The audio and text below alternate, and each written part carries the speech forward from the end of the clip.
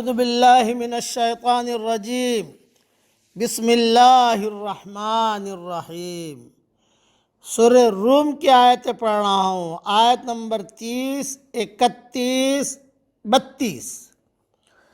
فَأَقِمْ وَجْهَكَ لِلدِّينِ حَنِيفًا، پس آپ یکسو ہو کر اپنا رخ اس دین کی طرف رکھو۔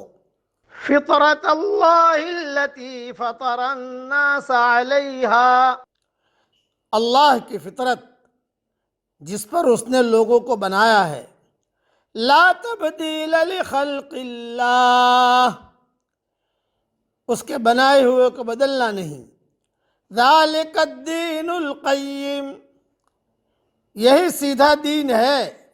وَلَكِنَّ أَكْثَرَ النَّاسِ لَا يَعْلَمُونَ، لیکن اکثر لوگ نہیں جانتے۔ مُنِيبِينَ إِلَيْهِ وَاتَّقُوهُ وَأَقِيمُوا الصَّلَاةَ وَلَا تَكُونُوا مِنَ الْمُشْرِكِينَ، اسی کی طرف متوجہ ہو کر اور اسی سے ڈرو اور نماز قائم کرو اور مشرکین میں سے نہ بنو۔ من الذین فرقوا دینہم وکانوا شیعا، جنہوں نے اپنے دین کو ٹکڑے ٹکڑے کر لیا اور وہ بہت سے گروہ ہو گئے۔ کل حزب بما لدیہم فرحون، ہر گروہ اپنے طریقے پر خوش ہے جو اس کے پاس ہے۔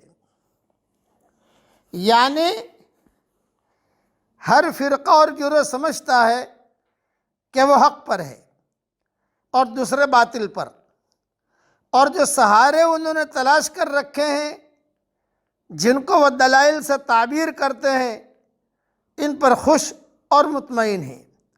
بدقسمتی سے ملت اسلامیہ کا بھی یہی حال ہوا کہ وہ بھی مختلف فرقوں میں بٹ گئی، اور ان کا بھی ہر فرقہ اسی زعم باطل میں مبتلا ہے کہ وہ حق پر ہے، حالانکہ حق پر صرف ایک ہی گروہ ہے جس کی پہچان حضرت محمد صلی اللہ علیہ وسلم نے بتلا دی ہے کہ میرے اور میرے صحابہ کے طریقے پر چلنے والا ہوگا، جو حق پر ہوگا وہ میرے اور میرے صحابہ کے طریقے پر چلنے والا ہوگا۔ ہمیشہ یاد رکھنا، اصل دین ایک ہے اور وہ ہر پیغمبر پر اپنی کامل شکل میں اترا ہے۔ وہ ہے ایک اللہ کی طرف رجوع، ایک اللہ کا ڈر، ایک اللہ کی عبادت، ہماتن ایک اللہ کی طرف متوجہ ہو جانا، یہی دین فطرت ہے۔ یہ دین ابدی طور پر ہر انسان کی نفسیات میں سمویا ہوا ہے۔ تمام پیغمبروں نے اسی ایک دین کی تعلیم دی ہے، مگر ان کے پیرووں نے، ان کے شاگردوں نے، ان کے بعد کے آنے والی نسلوں نے ایک دین کو کئی دین بنا ڈالا، ٹکڑے ٹکڑے کر دیے۔ کئی دین ہمیشہ ان اضافی بحثوں سے بنتا ہے جو بعد کے لوگ پیغمبروں کی ابتدائی تعلیمات میں پیدا کرتے ہیں۔ عقائد میں نو ایجاد مشگافیاں، عبادات میں خود ساختہ مسائل، زمانے کے تاثر کے تحت دین کی نئی نئی تعبیریں، یہی وہ چیزیں ہیں جو بعد کے دور میں ایک دین کو کئی دین بنا دیتی ہیں۔ جب یہ اضافی وجود میں آتے ہیں تو لوگ اصل دین کے بجائے اپنے انہی اضافوں پر سب سے زیادہ زور دینے لگتے ہیں، جن کی بدولت وہ دوسرے گروہ سے جدا ہو کر الگ گروہ بنے ہیں۔ ایک گروہ ایک قسم کے اضافے پر زور دیتا ہے اور دوسرا گروہ دوسرے قسم کے اضافے پر زور دیتا ہے۔ اس طرح بالآخر یہ نوبت آتی ہے کہ ایک دین کو ماننے والے عملاً کئی دینی گروہ میں بٹ کر رہ جاتے ہیں۔ اسی لیے اس وقت میں امت ٹکڑے ٹکڑے ہو گئی، اور اب تو یہ حال ہوا کہ پوری امت کو جوڑنا مشکل ہو گیا، جسے ناممکن کہتے ہیں۔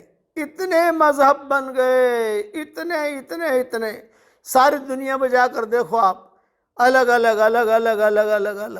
اور ایک نصیحت یاد رکھنا کہ جب دین کی حقیقت نکل جاتی ہے تو دھوم دھام والا دین وجود میں آتا ہے، دھوم دھام، مطلب کہ اس کی حقیقت نکل گئی ہے، پھر آدمی اسی دھوم دھام کے دین کے پیچھے چلتا رہتا ہے اور اللہ تعالیٰ سے دور ہوتا رہتا ہے۔ اللہ تعالیٰ ہمیں وہ دین پر چلنے کی توفیق عطا فرمائے جو اللہ کو پسند ہو، ایسا ایمان دے کہ اس کے بعد کفر نہ ہو، ایسی ہدایت دے کہ اس کے بعد گمراہی نہ ہو، ایسی ترقی دے کہ اس کے بعد تنزلی نہ ہو، اور ایسا اس کا قرب دے کہ اس کے بعد اس سے دوری نہ ہو، اور اللہ جل جلالہ عم نوالہ ہر وہ کام کرنے کی ہمیں توفیق عطا فرمائے جس سے اللہ راضی ہو جائے، اور ہر اس کام سے بچنے کی توفیق عطا فرمائے جس سے اللہ تعالیٰ ناراض ہو جائے۔ آمین۔ وآخر دعوانا ان الحمد للہ رب العالمین۔